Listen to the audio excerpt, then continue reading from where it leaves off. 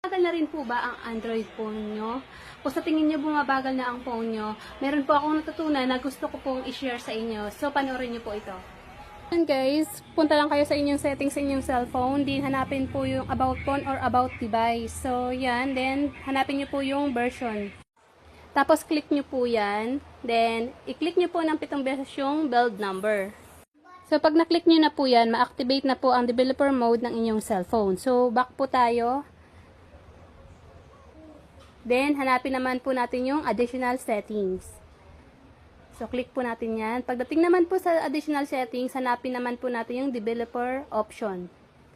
So, ayan, click po natin. Then, pagdating po dyan, hanapin naman po natin yung drawing. So, ayan, scroll down nyo lang po hanggang sa mahanap nyo po yung drawing.